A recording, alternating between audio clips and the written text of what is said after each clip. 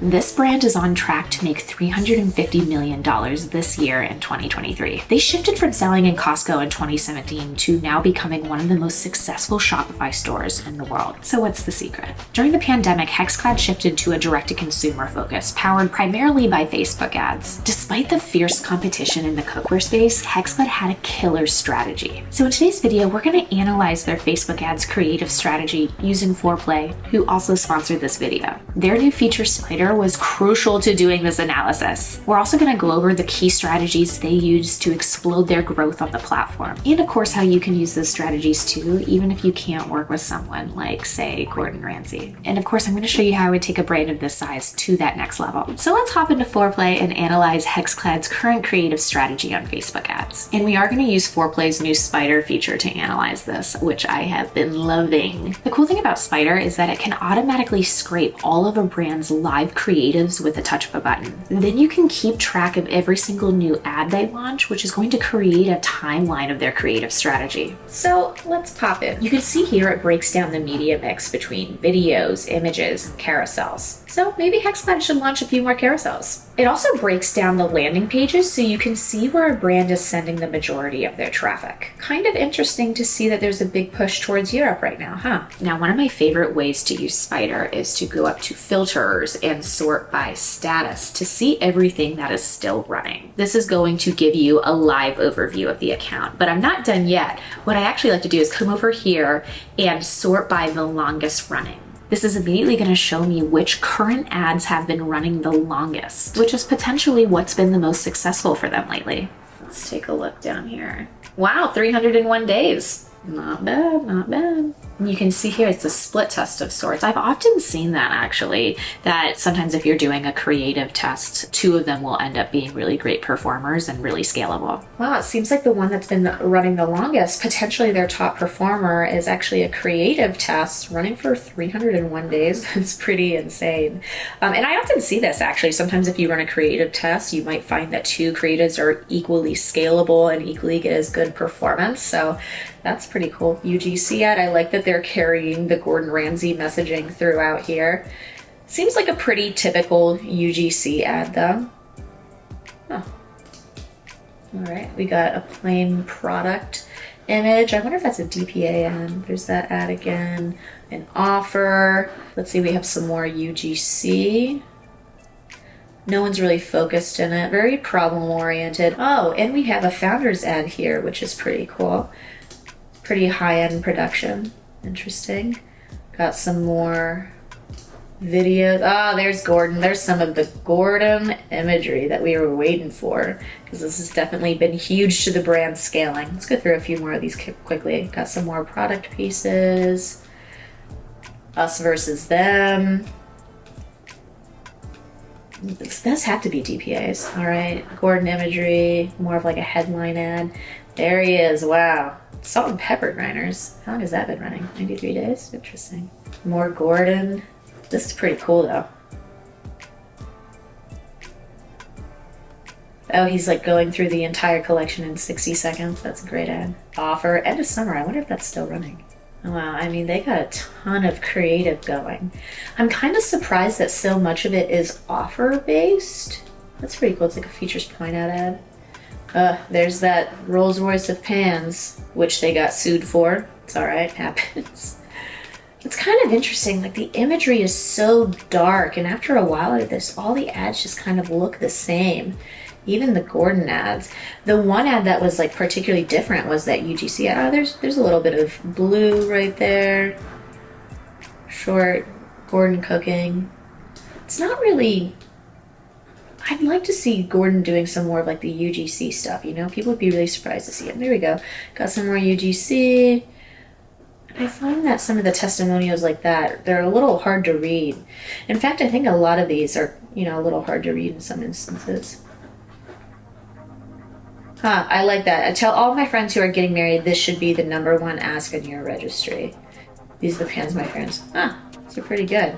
So one of the things that I like to do when doing a creative analysis for a brand is make sure that they've hit on all the major formats that you should be testing. Now, one of the reasons why I like looking for these major formats is Facebook has actually admitted that the new hook rate is more like 1.5 seconds.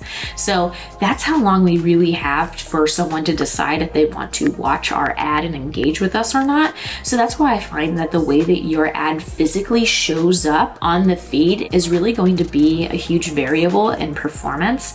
And a lot of times if I find that a brand is having a hard time actually getting that performance, sometimes I'll do rapid format testing to make sure that they're getting some of those easy wins out of the way. So do they lean into press in some of their ads? Yes, especially in the form of a testimonial. For this one particularly, I'd say that the press testimonial is not actually sticking out as much, and you could probably cut it up or really zone in on that golden nugget review a little bit more. Again, the reason why I like looking at these is for some people, press is the highest form of social proof. Then in us versus them, yes, they have that. Features point out, they have a few of these, but the ones that they were utilizing, I didn't think were actually as strong as they could be. What I would suggest all brands do is that you should find out the benefits that are most important to your customers, maybe through customer review mining, and put those directly in those feature benefit point outs. Do they have UGC problem solution ads? Yes. I didn't see any TikTok response bubbles, so that's maybe something they could do.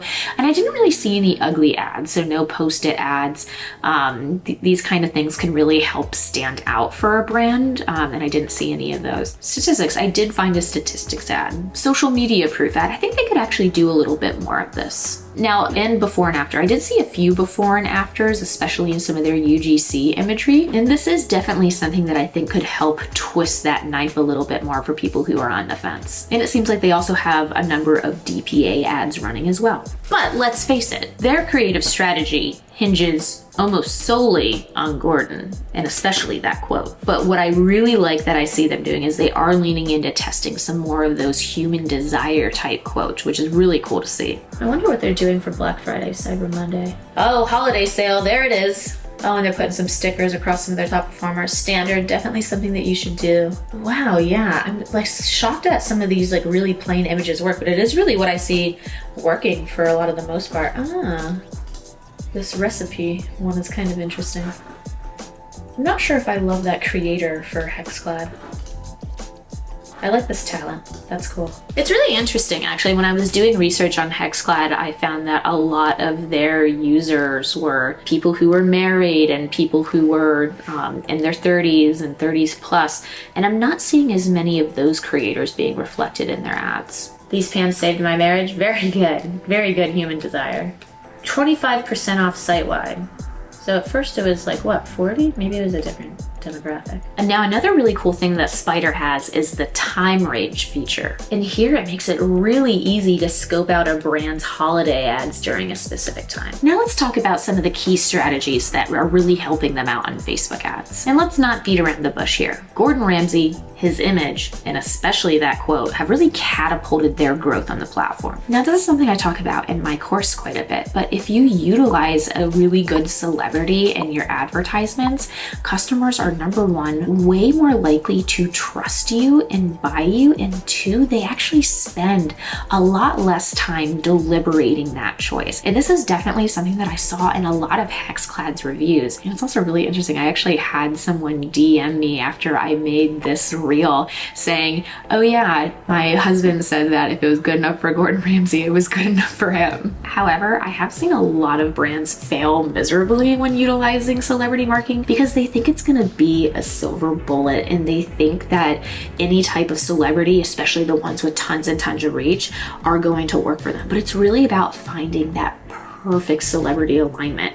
And let's face it, Gordon Ramsay is perfect for Hexclad. And this is actually something that Hexclad's head of growth, Connor, spoke about quite a bit in his Motion series. Really, Hexclad has three core demographics. Of course, they have the cook enthusiasts, but that only makes up like 1/3 of their actual demographic.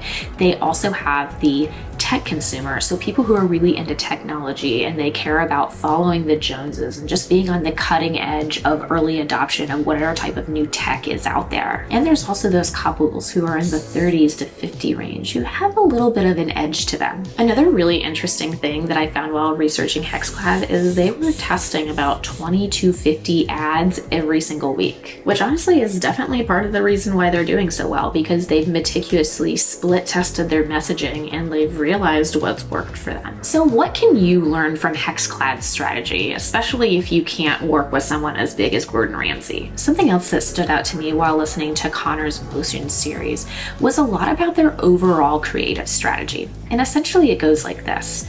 For their true top of funnel, so we're talking TV, maybe a little bit of OTT, they were using really high-end produced creatives, and this is where they were getting a lot of reach. This kind of stuff was also super branded, and that kind of thing differed quite a bit from their Facebook ad strategy, which was a little bit more UGC and casual in nature. So there's this interesting funnel happening where a lot of people are experiencing Hexclad for the first time, seeing a lot of their branded content and being, oh wow, that brand's pretty legit, and then seeing a Facebook ad where they're actually getting to know a lot more of the benefits and the features, and they're seeing Gordon and they're saying, wow, maybe I am really interested in buying something like this because this company seems very legit. Another thing to consider too is, when is a brand actually ready to explore a celebrity partnership? And honestly, I don't think this is for brands that are doing under 5 million or even 10 million a year in revenue. However, I have heard of a few instances where partnering with the right celebrity early on really catapulted and spearheaded a lot of that early growth, like Array with Hailey Bieber. Nish, one of Array's co-founders, actually did a talk at Ezra Firestone's Blue Ribbon event to discuss how they were able to partner with Hailey so early on in their brand. And honestly, I can see that story resonating with a lot of small brands. And another thing I will say too, like the reason why Gordon works so well for Hexclad is, like, of course there was the reach, of course there was the trust, but there's also a tagline, which has been incredibly important. What's the cool thing about that tagline, right, is they're using the name Rolls-Royce, which immediately makes it apparent to people that, like, number one, this is not going to be cheap. It is absolutely going to be worth it. And that sentiment is definitely echoed in a lot of the reviews that are on Hexclad's Amazon as well as their website. However, that tagline might not be able to be used as much anymore. So, you know, use it at your own risk, essentially. Now, how would I take this brand to the next level? So I've worked with several brands that weren't able to utilize celebrity marketing in the same way that Hexclad did with Gordon Ramsay. And the two main functions of celebrity marketing is either going to be to establish trust or to get more eyeballs. And oftentimes I find that brands actually need to establish more trust before they go investing more in developing a partnership with a celebrity. I often find that founders are one of the best people to communicate their why, and they're also the ones that are most sympathetic or empathetic to the problems and pain points that their customers have. And oftentimes that story is incredibly personal, and people like to know that they're not buying from an unnamed corporation. They like to know that they're buying from so-and-so from such and such a brand. Another thing that could be really helpful is leaning into certain review testimonials and not just thinking about your traditional UGC. And in fact, I would try creating content that did more objection handling. So what you should do is you should scour Reddit and scour the reviews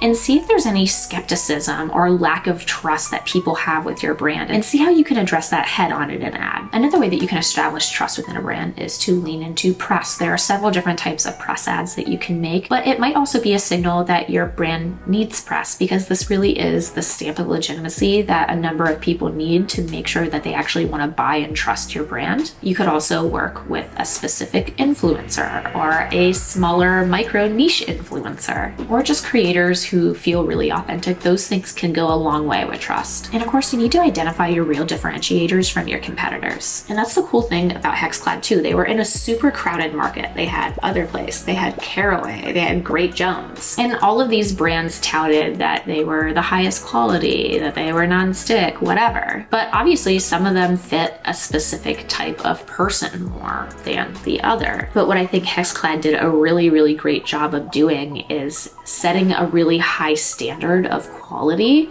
and having the right people communicate that quality message for them. I hope you guys are liking this series. If you made it to the end of this video, that tells me that you're a super fan. So I want to hear from you which brands you'd like me to do this for next. So let me know in the comments. And also be sure to check out Foreplay. You can use the code DARA to get 15% off your first 3 months. See you next time.